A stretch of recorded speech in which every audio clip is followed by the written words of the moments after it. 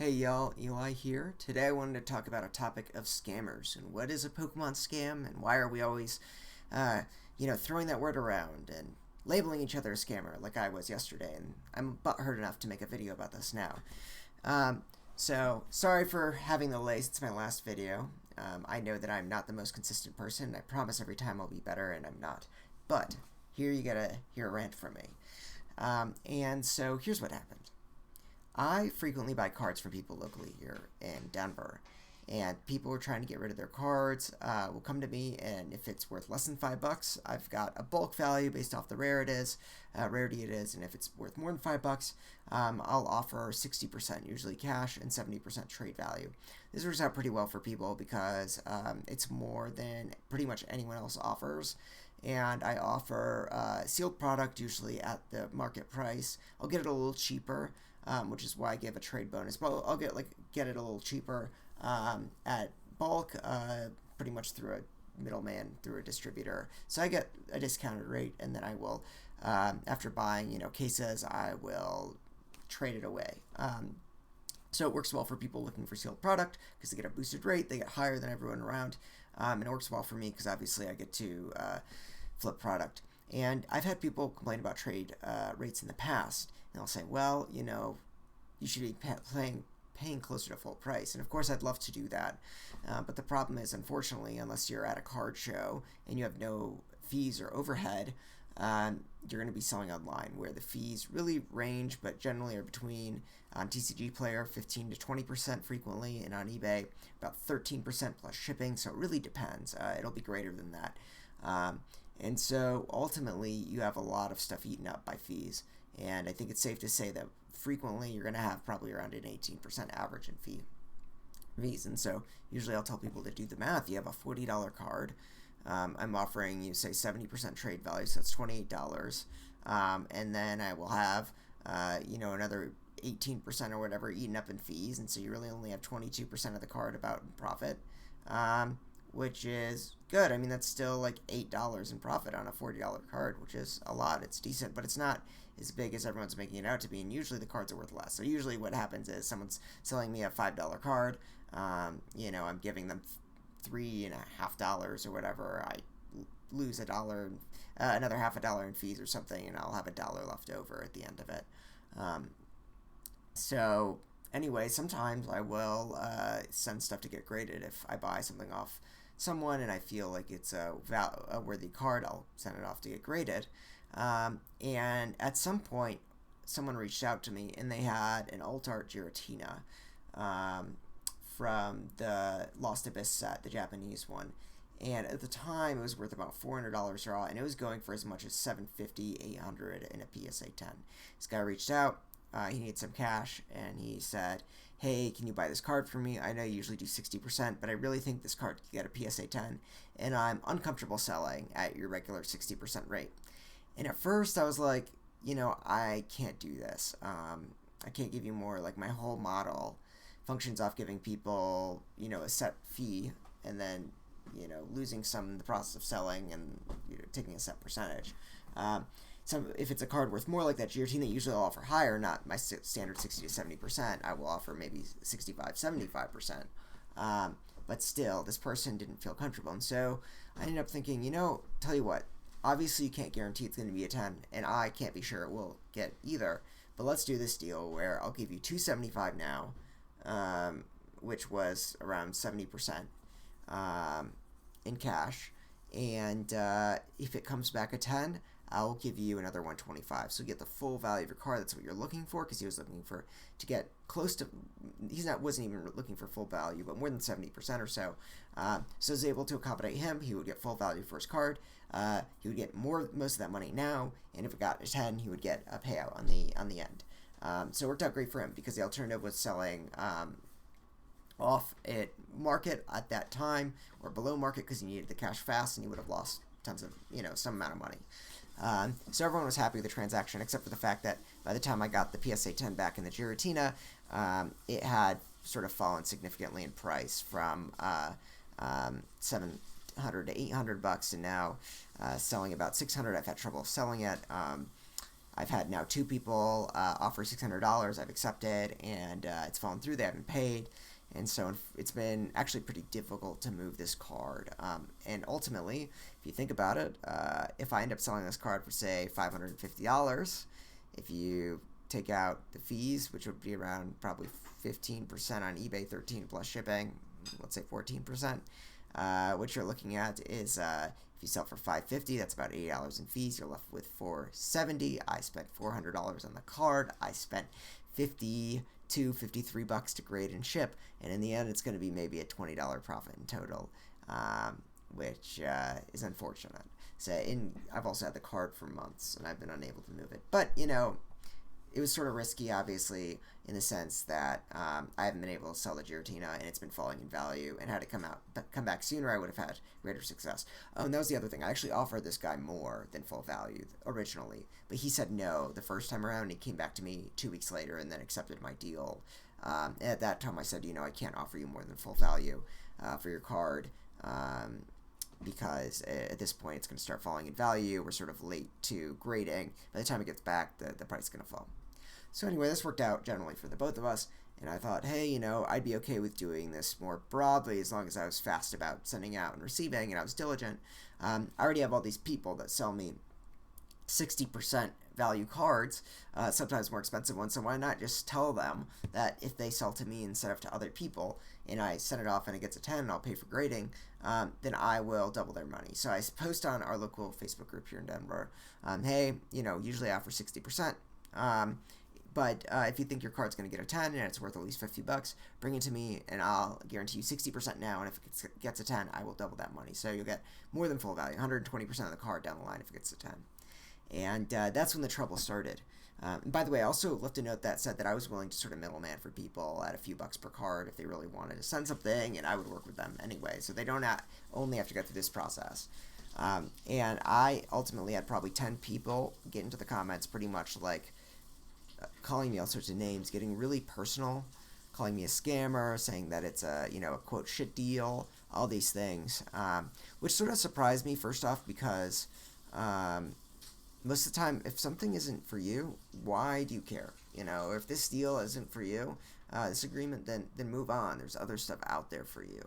But people were very aggressive in calling me all sorts of names, and ultimately, after getting ragged on enough and responding, I ended up deleting the post because I didn't want people to search the group just to see this thing. Because I'm fine with some criticism, no issues.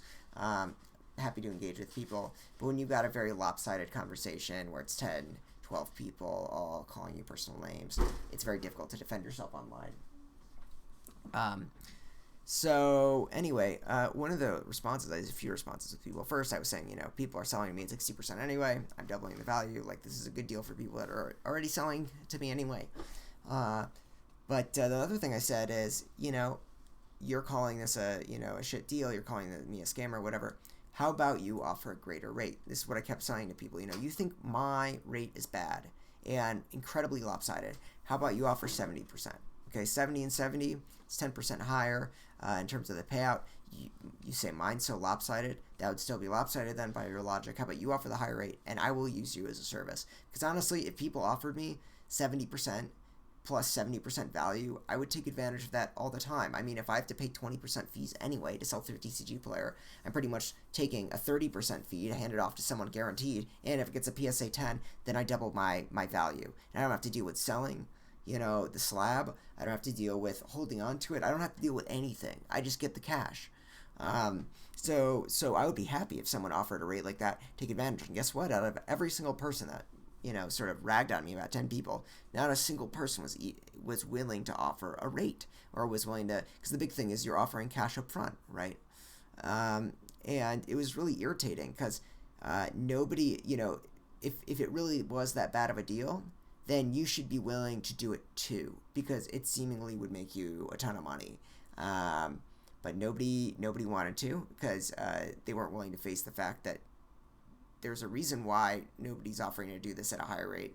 And there's a reason that I even came into this sort of, I didn't come into this thinking, oh, this is such a great opportunity for me. I decided to offer this because I had someone that I worked with in the past, and I feel like there are other people out like him, And yeah, there's some money to be made on it, but really, I felt like it was a good opportunity to give people rather than just like offloading their card. And I wasn't even sure that it would be sort of a profitable endeavor for me. I decided to post it just because. And of course, you had a lot of misrepresentations. Like, for example, someone brought in, this was great, a Dark Charizard, the non-holo version, first edition. They said, well, look at this non-holo Charizard, first edition. To get a raw near mint, it's $70, but if it gets a PSA 10, it sells for $700 or $800. You only have to pay $140 for that card. If it comes out at 10, you make $500. What a scam, right? Now, this isn't considering several factors. First off, it's not considering just the fees, right, on the seller side. Second of all, not considering the fact that I offered people another way to send the cards. They could just go through me. And the biggest thing is that it's not considering the pop report, right? So if you look at the pop report for this card, this Charizard, and you just look at 8s, 9s, or 10s. So you look at the 3, like if I saw a good card and I'm like, this is worth sending in its vintage, you know, it's going to get an 8, 9, or 10. Guess what? The chance it's going to get an 8 or 9 is 4 times higher than it gets a 10. So you're only going to get a 10 something like 15% of the time, 20% of the time. I don't remember the exact stat was. So yeah, you're right that if I got lucky and on the one I sent, theoretically someone did this with me, I could get really lucky and make a lot of money. But really what you're saying is that if there's a card, a Dark Charizard that's good enough to send, and I, 8, 9, or 10 looking, and I think it has a chance, and I send out 5, one of them might come back a 10. And the others, I have to account for the grading fees. I have to sell them, they didn't get a 10. And of course you're not dealing with pop reports. So this was just like irritating for us to deal with. I just deleted the post. I don't want to deal with it. And just people not thinking very well and not being able to engage in the arguments that I was making about the value, which is fine because afterwards I had someone reach out who I've dealt with frequently and said, hey, are you okay? I'm sorry they came after you. Like, I'm gonna, it seemed like a good deal to me, but obviously he's been selling to me in the past, so it was a good deal for him because I'm just offering him a bonus that he otherwise was not getting before. But this draws me in with like our community, and unfortunately, in a lot of Facebook groups, you get stuff thrown around a lot about scammer and in YouTube videos and all these things. And don't get me wrong, in the Pokemon community, there are scammers. There are people who take advantage of other people. But there are things that are scams, and there are things that are not scams. Scams are when you lie to people, right? When you are literally defrauding someone, where you are taking advantage of someone in a very low information system. What I'm thinking is like you're at a card show, and someone comes up to you, and they want a card, a $10 card that you're selling for $100, and you deceive them into buying a card that is worthless, or you sell a fake card, something like that, right? This is all scams, right? Or you've got some sort of pyramid scheme. There's all sorts of crap coming, right? People are selling services in the Pokemon community that are worthless. Scams, right? But then there's just opportunities or deals that are not for you. And to me, the biggest thing is transparency. The biggest thing is being clear about your values, your offers, and the fact that if there's other people doing something better, there's that too. I mean, there are times when I've been buying bulk, and I will tell people, and frequently I only do trade value only for common, uncommon, bulk, and I'll tell people, hey, there's this other dude, he's paying cash. It's a lower value, it's like 30% lower, but he'll give you cash if you really need it. I'm only doing trade value right now. Or I'll connect people if they're looking for certain cards or slabs, right? And, for me, it's about being honest with a person and being upfront about the value that you're providing them. And in this case, I was very honest. Sometimes people need a few $100s. That's what they need, and for whatever reason.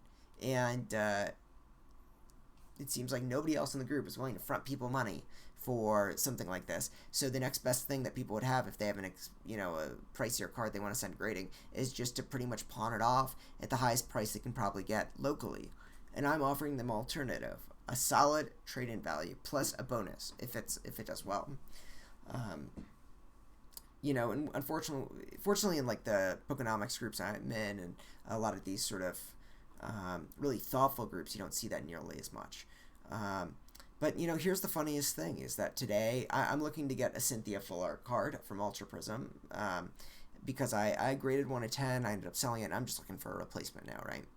And so I posted in the group in a few places, hey, I'm looking for a well-centered, gradable Cynthia card.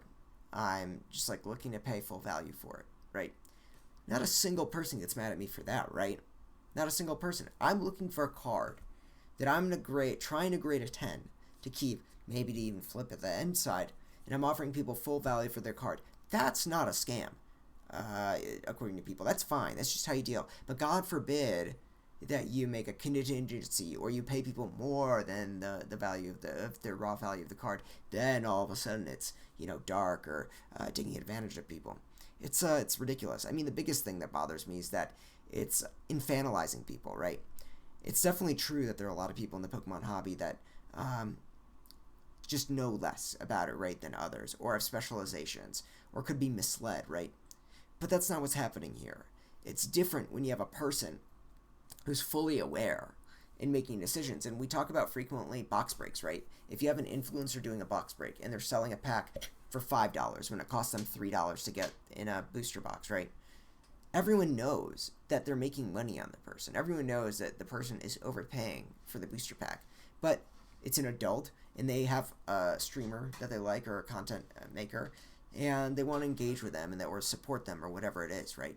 And so I'm sick and tired frequently that we infantilize people like they're being taken advantage of when there's a choice that they're making among their options. And by the way, sometimes it's just the best choice there is in the way they want to deal with their finances, with their hobby. Now, of course, there are limits to that. I mean, addiction, right? Addiction is a big one. You should not take advantage of people that are addicted, generally. Like, people should get help if they can't control it. What I mean by that is, obviously, opening Pokemon packs is gambling. And even though we don't like to talk about it.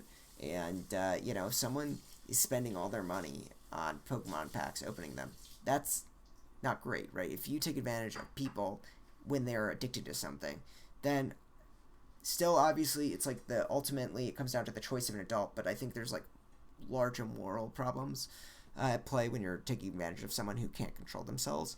Of course, it's sort of situationally dependent, like can they afford it? Is it ruining their life? All these things, right? But if someone is making conscious choices and they're an adult and they're just valuing certain things over others, like they're valuing having extra $100 in cash now because they want to use it to buy something, but they have a job and they're fine, right? Or whatever else it could be, then to me it's the choice of the person. And so in our case, if someone just wants more money now because they have an opportunity and can't wait months for the great card to return and then sell it at maximum rate, right? That's totally fine. I have people that sell to me because they have kids, right? And they just don't have time to sort everything and sell it individually. And that's a hobby for them and their kids to open packs. And they're just looking to recoup some amount of their investment, not investment, but really spending. And they don't really have the time to do, to maximize everything. And that's totally okay because everyone engages in the hobby differently and has different values. And for them, spending time with their kids is a higher value than spending hours sorting through their cards. So anyway, that's sort of what I wanted to touch on. I've got some other content coming soon. I want to talk about cross-grading. I've cracked a lot of CGC slabs pretty successfully recently to PSA and had good luck there. So I want to talk a little bit about that. Also, obviously, about the bulk game. We've had, I think, some movement in the bulk where it's no longer as low value as it was a year ago, and it was really at its all-time low. Going to make another video on that. But anyway, would love to hear your thoughts on the topic. Thanks for watching, and don't forget to like and subscribe if you want to see more from me. Thanks.